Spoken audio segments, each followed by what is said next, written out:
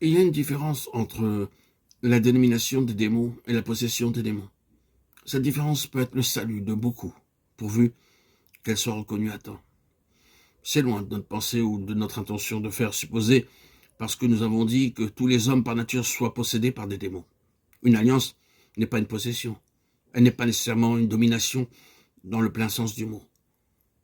Il n'existe pas de nation alliée qui serait d'accord avec cela.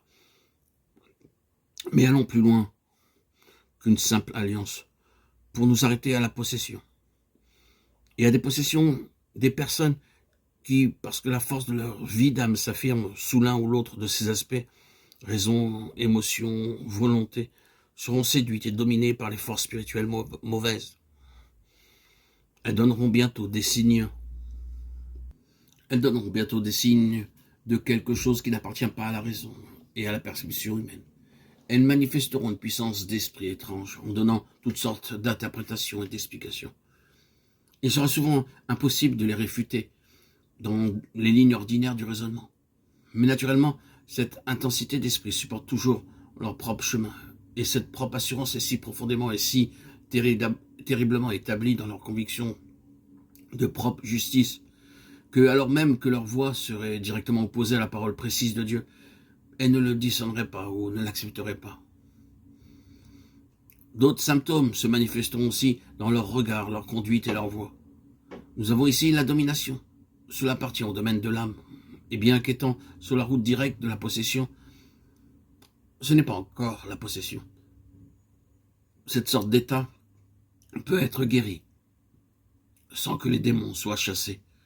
Mais cela se fera par beaucoup de souffrance et d'humiliation. Cela fut certainement l'histoire de Judas Iscariote. Il restera toujours un mystère à un certain point de vue. Mais nous savons qu'il fut amené à son acte par une course progressive.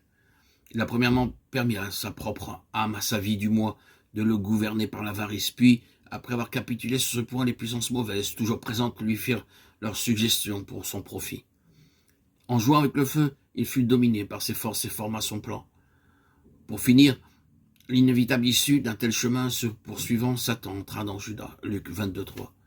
Nous avons ici quelque chose de plus que l'âme. Un esprit mauvais peut s'allier à une âme, mais il peut posséder un esprit égal à égal. C'est la méchanceté spirituelle. Naturellement, les esprits mauvais peuvent habiter les corps, comme nous le voyons pour les pourceaux, Matthieu 28, 28, 34.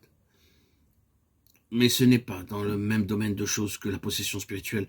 L'incarnation de Satan dans une vie humaine est quelque chose de plus que le fait d'habiter dans le corps d'une bête. Il n'y a là aucune base spirituelle. L'objet suprême et arrêté de Satan, c'est de se saisir de l'homme, tout entier, esprit, âme et corps, pour le posséder. Nous savons que les esprits mauvais désincarnés se révoltent contre leur état d'unité, plus que contre toute autre chose. Peut-être cela fut-il leur punition pour n'avoir pas gardé leur rang. Jude 6. Depuis lors, l'œil de Satan est sur l'homme, la création de Dieu. Et depuis lors, son désir est de séparer l'esprit de l'homme de Dieu pour le posséder lui-même. Même avant cela même, il cherche à s'en servir.